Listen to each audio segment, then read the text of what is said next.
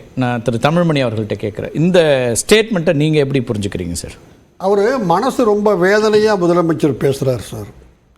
அவர் குறிப்பிடுறது தன்னுடைய கூட்டணி கட்சிகளை.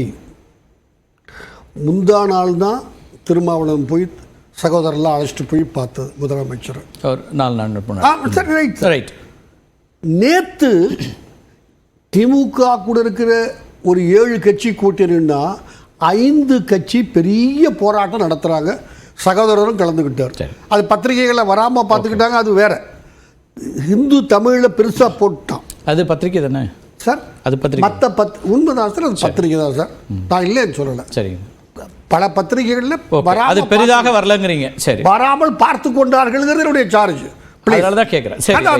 நான் வரலன்னு சொல்லலை. நான் சரி, என்ன சொல்கிறாங்க, 5 கட்சி, 2 கம்யூனிஸ்ட் கட்சிகள், விசிக, காங்கிரஸ், நம்ம ஜவாஹருல்லா, இவங்க இவ்வளவும் சேர்ந்து ஒரு பெரிய போராட்டம். அதில் உங்களுக்கு ஒரு நடந்ததில் தப்புன்னு நான் சொல்கிறது நினைக்க மாட்டேங்கன்னு நான் நம்புகிறேன். அதில் ஆளுங்கட்சியை தாக்குறாங்க. உள்ளாட்சி பிரதிநிதிகளை கைதிகளைப் போல் நடத்துகிறார்கள். முதல். நம்பர் 2, அவங்களுக்கு இவங்க சட்டத்தை 2 பிரிவுகளை சொல்லி அந்த சட்டத்தை மதிக்கிறதே இல்லை. ஆளுங்கட்சி திமுக என்கிற ஆளுங்கட்சி மதிப்பதில்லை. ஸ்டேட்மெண்ட்டில் இருக்கு. 3, அவர்களுக்கு 10% தான் பணம் கொடுக்குறாங்க. 30% கொடுத்தா தான் ஊராட்சிகளையும் இதை நடத்த முடியும், உள்ளாட்சிகளையும் நடத்த முடியும். 10 லட்ச ரூபா வரைக்கும் உள்ள வேலைகளை அவர்களையே செய்ய அனுமதிச்சாதான் இது. நாளும் அதில் இருக்குது. சகோதரரும் பங்கு பெற்றது.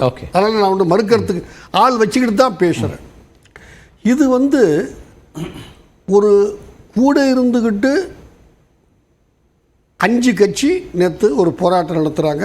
ஆளுங்கட்சியை திமுக ஆட்சியை எதிர்த்து. நீங்கள் சொல்கிற இன்னொன்று ஒரு கட்சிக்கும் திமுகவுக்கும், அதுக்கு நான் பிறகு வர்றேன். இது அங்கே இருக்கிற 7 கட்சி இருக்குமானால் ஜவாஹருல்லா உட்பட 5 கட்சிகள் ஒரு பப்ளிக்கில் போராட்டம் நடத்தி இருக்கிறார்கள். அது இதுவரைக்கும் ஆளுங்கட்சி ஏதாவது பதில் சொன்னிச்சா எனக்கு தெரியல.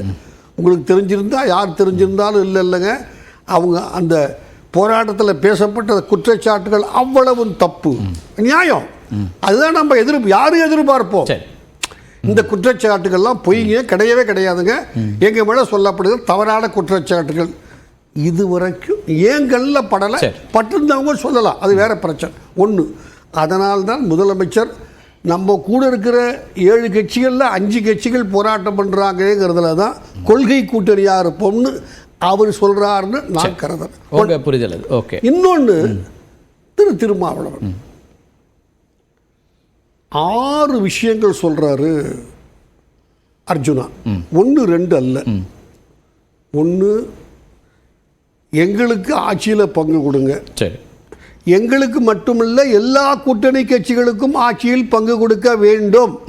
புரிஞ்சுக்குங்க. இப்போ என்ன ஆகிடும், இனிமேல் கூட்டணி போடக்குள்ள 8 சீட்டு 6 சீட்டு, அதில் 2 மந்திரிங்கிறதையும் சேர்த்துடணும். அவர் சொல்கிறது நடந்த. ஆனால் சரி கேட்குறார் நன்னு. அவர் ஒரு காமன் மினிமம் ப்ரோக்ராம் ஏன் நீங்கள் போட தயாராக இல்லை? யாரை கேட்குறாரு? திரு ஸ்டாலின் முதலமைச்சரை அவர் கேட்குறாரு கேள்வி. ஏன் தயாராக இல்லை நீங்கள்? யாரு கேட்கணும் இந்த கேள்வியை? திருமாவளவன் கேட்கணும். அல்ல, திருமாவளவன் கூட சார் கூட்டணி கட்சியோட தலைவர். எக்ஸாக்ட் ஒரு கூட்டணி கட்சி மீட்டிங் நடக்கக்குள்ள சார் இது நல்லதில்லை, முறை கிடையாது சார், இதில் எங்கள் கருத்து இதெல்லாம் அவர் தப்பே கிடையாது சார், அதில் அதை நான் தவறுன்னு சொல்ல மாட்டேன். அதையும் தாண்டி இன்னும் சில குற்றச்சாட்டுகளையும் அவர் சொல்கிறார். எங்களை கொடியேற்றவே விட மாட்டேங்கிறீங்க. அவங்க கொடியேற்ற 2 இடத்துல நடந்துச்சு. அனுமதி வாங்காம நடப்பட்ட கொடிமரங்கள் தாசில்தாரை யாரோ ஒருத்தர் அவன் கடமையை செய்தா, அவ்வளவுதான். அதை ஒரு குற்றச்சாட்டாக சொல்லுகிறார். நாங்க ஹானர் கில்டிங் தாசில்தார் கடமையை செய்தார் அப்படி வச்சுப்போம். நீங்க பெரியவர், ஆனாலும் நம்ம பொது செய்தார். இல்ல நான் வேற மாதிரி சொல்லிருந்தா தயவு செஞ்சு தவறா எடுத்துக்க வேண்டாம். இல்லை தவறா புரிஞ்சுப்பாங்க, அதனால நான் தெளிவுபடுத்துறேன். யாரும் புரிந்து கொள்ள வேண்டாம், நான் வருத்தம் தெரிவிச்சுக்கிறேன். இல்லை எனக்கு அதிலெல்லாம் ஈகோலாம் ஒன்றும் கிடையாது. Fine sir. அவர் தன்னுடைய கடமையப்பா, நீ பர்மிஷன் வாங்காமல் நீயா குடிமன் நட்டு போயிட்டா நான் என்னப்பா செய்ய முடியும் எடுத்தார். ஓகே, அதை சொல்கிறார். அதாவது என்ன நினைக்கிறாரு, இவருக்கு ஆளுங்கட்சியில் இருப்பதனால் எங்கே வேணால் கொடியேற்றலாம், பர்மிஷன் வேண்டியதில்லை சொல்கிறார் அவர். தயவுசெஞ்சு புரிஞ்சுக்குங்க. இன்னொன்று, ஹானர் கிளினிக்கு சட்டம் கொண்டு வர சொல்கிறவங்கள நாங்கள் கொண்டாட மாட்டேங்கிறீங்க, இதெல்லாம் இதில் இருக்கு. ஒரு 6-7 குற்றச்சாட்டுகளை சொல்லிட்டு அதற்கும் தாண்டி சொல்கிறாரு, அவர் ஏன் ராஜா ஏன் அவர் தொழிலில் நிற்கக்கூடாது, இவருக்கு என்ன சார் சம்பந்தம் இருக்கு, அவர் வேற கட்சி, அவர் எந்த தொழிலில் நிற்கணுமோ அந்த தொழிலில் நிற்பார், தோப்பார், ஜெயிப்பார். அவர் திமுகவுடைய உள்கட்சி பிரச்சனை, திமுக தலைமை எங்கே நிற்க சொல்லுது இவர் கேட்குறார். சரி, இதை எப்படி திருமாவளவன் ஹேண்டில் பண்ணணும்? தொடர்ந்து ஒரு வாரமாக நடந்துக்கிட்டு இருக்கு சார். இன்னைக்கு காலையிலேயும் முந்தா நாள் மத்தியானமாக நடந்துடல. இதெல்லாம் தவறு, அவர் இனிமே பேசக்கூடாதுன்னு நான் ஒரு எந்த தலைவனாக இருந்தாலும் அந்த தலைவருக்கு இந்த ஆளுங்கட்சி கூட்டணியில் தொடர்ந்து இருக்க வேண்டும் என்கிற ஆர்வம் இருக்குமானால், அந்த கூட்டணி உடைந்துவிடக்கூடாது என்று நினைப்பாரேயானால், எப்பா பேசாதுன்னு ஒரு அறிக்கை விட்டாரா? என்ன சொல்றாரு? சரி, கேட்குறாங்க என்னதான் செய்ய போறீங்க நீங்க? நாங்கள் தொலைபேசியில் மற்றவங்கள்ட்ட பேசிட்டோம், இன்னும் கொஞ்சம் பேச வேண்டி இருக்கு சார். இவர் இன்னும் கொஞ்சம் பேசணுமா? அதுக்காட்டி அவர் நிறைய பேசிட்டு இருக்காரு. அவர் திருப்பியும் அவர் என்ன சொல்றாரு, தொடர்ச்சியா எங்கள் உறவுல எந்த சிக்கலும் இல்லை அப்படிங்கிறாரு.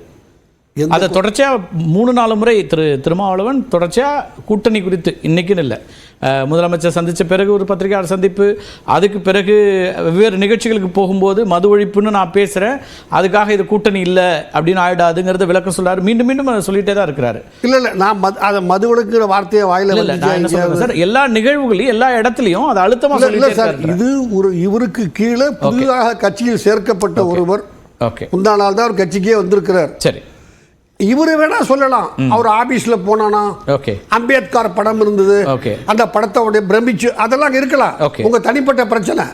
ஒரு ஆளு உங்கள் கூட்டணி கட்சியை இவ்வளவு தூரம் அவர் பேசுகிற போது இந்நேரம் கண்டித்திருக்க வேண்டாமா? இல்லை என்று சொன்னால் அவர் அனுமதிக்கிறார் என்றுதான் நீங்க பொருள் கொள்றீங்க. என்னை போன்றவர்கள் பொதுவாக பார்க்கிறவர்கள் தூண்டி விடுறாருன்னு நான் சொல்லலை, அனுமதிக்கிறார்னு நான் சொல்கிறேன். ஓகே, அது யாருக்கும் நல்லதல்ல. சரி, ரைட். இதில் இன்னொரு கருத்தும் பார்க்க வேண்டியிருக்கு, அது நான் ஷியாம் சார்ட்டையும் கேட்கலாம். பொதுவாக ஒரு கட்சியினுடைய துணை பொதுச் செயலாளர் அந்தஸ்தில் இருக்கக்கூடியவருக்கு இவ்வளவு பொழிப்புரைகளோடு இவ்வளவு ஊடக வெளிச்சங்களும் வருகிறதாங்கிற கேள்வியை தொடர்ச்சியாக அவங்க முன்வைக்கிறாங்க. அதை எப்படி புரிஞ்சுக்கிறது? அவர் ஒரு கட்சியினுடைய துணை பொதுச்சாளர்னு பல பேர் பல இடத்துல இருக்கிறாங்க, அவங்க கருத்துக்களுக்கெல்லாம் இவ்வளவு தூரம் இம்பார்ட்டன்ஸ் வர்றதில்லையே அப்படின்னு ஒரு கேள்வி வராது சார்.